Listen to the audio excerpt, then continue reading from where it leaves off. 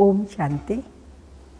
8/12/2023 के साकार अनमोल धारणा युक्त मधुर महावाक्य। मीठे बच्चे, यहाँ धारणा कर दूसरों को भी जरूर करानी है। पास होने के लिए माँ बाप समान बनना है।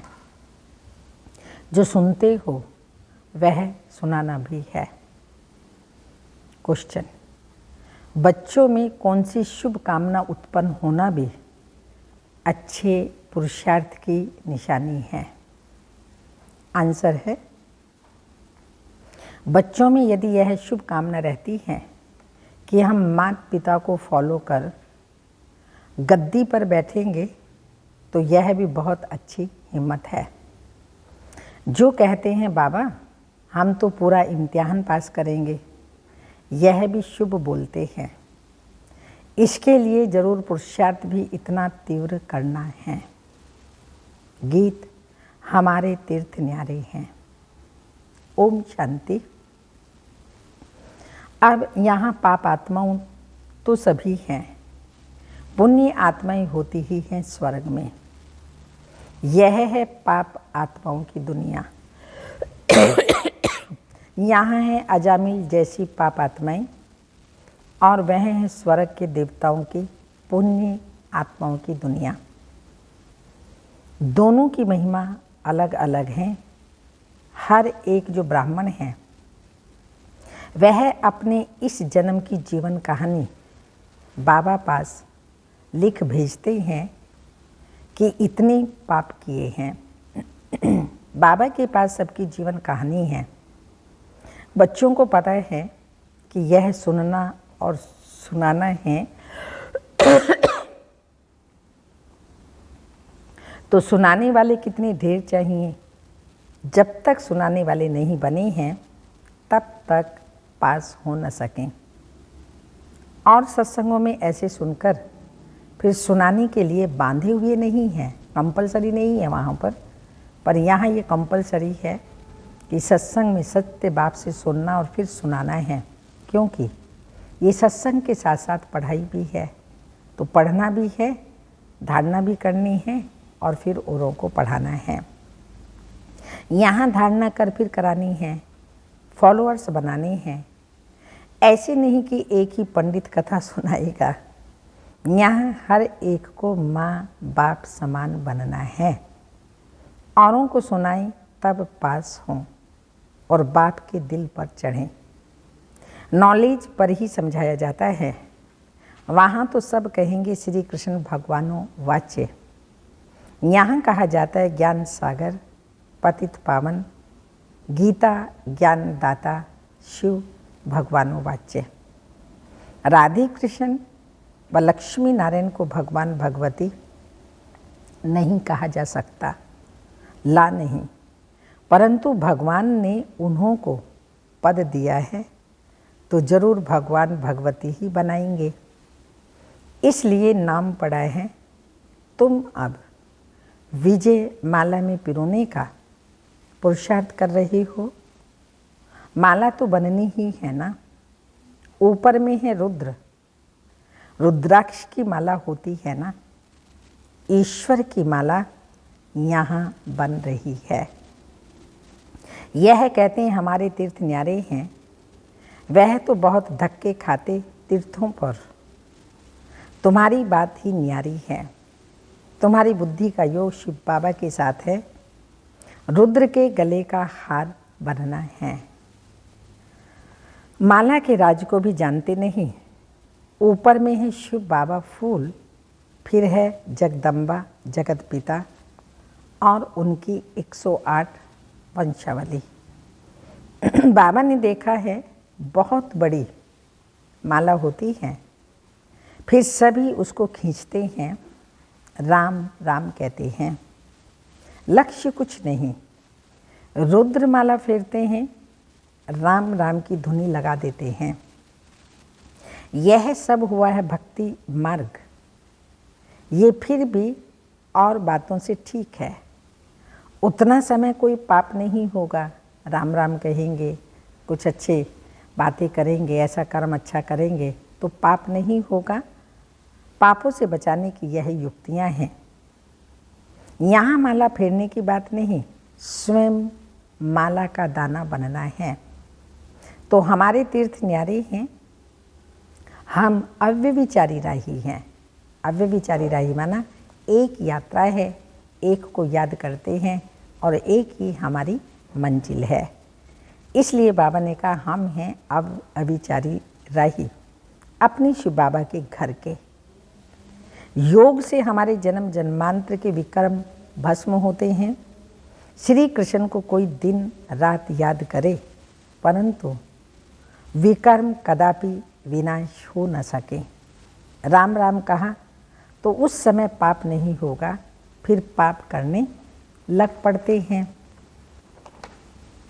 ऐसे नहीं पाप कटते हैं या आयु बढ़ती है, सिर्फ पाप करने से बच जाते हैं।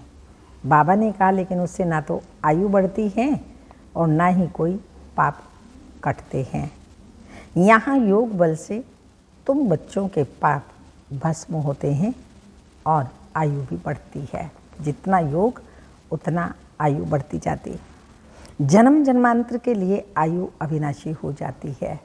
फिर सतयुग में और त्रेता में 2500 वर्ष तक 150 वर्ष की आयु और फिर 125 वर्ष की आयु। तो ऐसे आयु यहाँ योग लगाते वह हमारी आयु बढ़ती है। मनुष्य से देवता बनना, इसको ही जीवन बनाना कहा जाता है। देवताओं की कितनी महिमा है।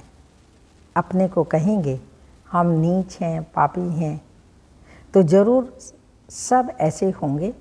गाते भी हैं मुझ निर्गुण हारे में कोई गुण नहीं, आप ही तरस पिरोही। ये परमात्मा की महिमा करते हैं। वह तुमको सर्वगुण संपन्न श्री कृष्ण समान बना देते हैं। तुम अब बन रहे हो, इसके आगे कोई गुण नहीं है। एक निर्गुण बालक की संस्था भी है, अर्थ नहीं समझते। निर्गुण किसको कहते हैं तुम बच्चे जानते हो। श्री कृष्ण व लक्ष्मी नारायण के गुणों की ही महिमा गाते हैं। सर्वगुण संपन्न, 16 कला संपूर्ण आदि आदि। अब फिर तुम वह बन रहे हो। और कोई सत्संग ऐसा नहीं होगा जहाँ ऐसा कहें कि हम ऐसा देवी देवताओं जैसा बन रहे हैं। कहीं और सत्संग में ऐसा नहीं कहेंगे। यहाँ बाप पूछते हैं तुम लक्ष्मी नारायण को वरेंगे व राम सीता को वरेंगे। बच्चे भी बेसमझ तो नहीं हैं। झट कहते हैं बाबा हम तो पूरा इम्तिहान पास करेंगे।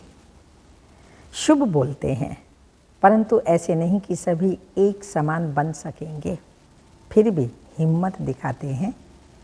मम्मा बाबा है शिव बाबा के मुरबी बच्चे, हम उनको पूरा फॉलो कर गद्दी पर बैठेंगे। यह शुभ कामना अच्छी है। फिर इतना पुरुषार्थ करना चाहिए। इस समय का पुरुषार्थ कल्प कल्प का बन जाएगा, गारंटी हो जाएगी।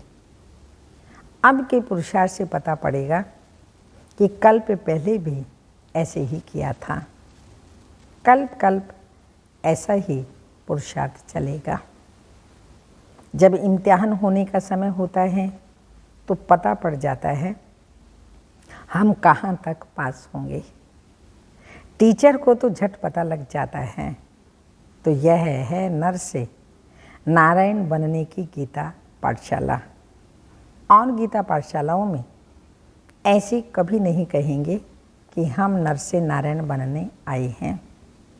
ना टीचर ही कह सकते हैं कि मैं नर से नारायण बनाऊंगा। पहले तो टीचर को नशा चाहिए कि मैं भी नर से नारायण बनूंगा। गीता के प्रवचन करने वाले तो ढेर होंगे परंतु कहाँ भी ऐसे नहीं कहेंगे कि हम शिव बाबा द्वारा पढ़ते हैं। वो तो मनुष्यों द्वारा पढ़ते हैं। तुम तो जानते हो ऊंचते ऊंच है परम पिता परमात्मा शिव, जो ही स्वर्ग का रचयिता नॉलेजफुल हैं। वही आकर पतितों को पावन बनाते हैं। गुरु नानक ने भी उनकी महिमा गाई है। तो जब साहिब को तो सुख मिले, अब तुम जानते हो ऊंचे से ऊंचा सच्चा साहिब वह है। वह खुद कहते हैं मुझ बाप को याद करो। मैं तुम्हें सच्ची अमर कथा तीजरी की कथा सुनाता हूँ। तो यह नॉलेज है तीसरा नेत्र मिलने की, ज्ञान का तीसरा नेत्र मिलता है, जिससे सृष्टि के आदि मध्य अंत को हम जानते हैं। तो बाबा जो कथा सुना रहे हैं, लक्ष्मी नारायण की कथा कहो, तीजरी की कथा कहो, तो ये है तीसरा नेत्र मिलने की व नरसिंह नारायण बनने की कथा। हे पार्वतियाँ, मैं अमरनाथ तुमको अमर कथा सुना रहा हूँ। ऊंचे से ऊंचा शिव बाबा है, फिर ब्रह्मा विष्णु शंकर, फिर स्वर्ग में लक्ष्मी नारायण, फिर चंद्रवंशी राम और सीता। नंबरवार चले आओ। समय भी सतो रजो तमो होता है। ये बातें कोई भी नहीं जानते। बाबा बहुत गुह्य बातें सुना रहे हैं। आत्मा में अविनाशी पार्ट भरा हुआ है, एक एक जन्म का पार्ट भरा हुआ है, वह कभी विनाश को नहीं पाता है। बाप कहते हैं मेरा पार्ट भरा हुआ है। तुम सुख धाम में रहते हो तो हम शांति धाम में हैं। सुख और दुख तुम्हारे नसीब में है। सुख और दुख में कितने कितने जन्म मिलते हैं वह भी समझा दिया है। मैं तुम्हारा निष्कामी मैं तुम्हारा निष्कामी बाप हूँ। तुम सबको स्वर्ग का मालिक बनाता हूँ। अगर मैं भी पतित बनूं तो तुमको पावन कौन बनावे? सभी की पुकार कौन सुने? पतित पावन किसको कहें? तो यह बाप समझाते हैं। कोई गीता पाठी ऐसे नहीं समझा सकते। वो तो त्रिलोकी नाथ का अर्थ भिन्न भिन्न प्रकार का करते हैं। मनुष्य कहते हैं वेद शास्त्रों से भगवान से मिलने का रास्ता मिलता है। बाप कहते हैं यह सब शास्त्र भक्ति मार्ग के लिए हैं, ज्ञान मार्ग के लिए शास्त्र है ही नहीं। ज्ञान सुनाने वाला ज्ञान सागर मैं ही हूँ, बाकी सब हैं भक्ति मार्ग की सामग्री। मैं ही आकर इस ज्ञान से सर्व को सद्गति देता हूँ। वह तो समझते हैं बुद्ध बुधा पानी से निकल फिर समा जाता है, परंतु मिलने की तो बात नहीं है ना। आत्मा इमॉर्टल है, वह कभी जलती कटती घटती नहीं है। बाप इन सभी बातों की समझाने देते हैं। तो तुम बच्चों को पैर से चोटी तक खुशी रहनी चाहिए, ऐसी खुशी जिस खुशी का पारावार नहीं। इस योग बल से हम विश्व के मालिक बन रहे हैं। ये खुशी भी नंबरवार है, एक रस हो नहीं सकती। इम्तिहान भल एक ही है, परंतु पास भी कर सके ना। राजधानी स्थापन हो रही है, उसका प्लान बता देते हैं। सूर्यवंशी में इतनी गद्दी, चंद्रवंशी में इतनी गद्दी। जो ना पास होते हैं वह हैं दास दासी। दास दासियों से फिर नंबरवार राजा रानी बनते हैं। अनपढ़े अंत में पद पाते हैं। बाबा समझाते तो बहुत है, कुछ भी ना समझो तो पूछ सकते हो। विवेक कहता है नहीं तो वह कहाँ जन्म लेते। वहाँ भी कोई कम सुख है क्या? बड़ा मान रहता है, बड़े महलों के अंदर रहते हैं, बड़े बड़े बगीचे होते हैं। वहाँ 2-3 मंजिल बनाने की दरकार ही नहीं रहती। ज़मीन बहुत पड़ी रहती है, पैसे की कमी नहीं, बड़ा शौक़ रहता है बनाने का। जैसे यहाँ मनुष्यों को शौक रहता है ना, न्यू दिल्ली बनाई तो वह समझते हैं ये नया भारत है। वास्तव में तो नया भारत स्वर्ग को और पुराना भारत नरक को कहा जाता है। वहाँ जितना जिसको चाहिए, आदि यार इतनी ज़मीन होगी, इतना सब कुछ होगा, जितना जिसको चाहिए वो ले सकता है। होगा तो सब ड्रामा अनुसार। महल आदि जो कल्प पहले बनाए होंगे वही बनेंगे। ये ज्ञान दूसरा कोई समझ ना सके, परंतु जिनकी तकदीर में है उनकी बुद्धि में ही बैठता है। बच्चों को पुरुषार्थ करना है, पूरा योग में रहना है। भक्ति मार्ग में श्री कृष्ण के योग में रहते आए हैं।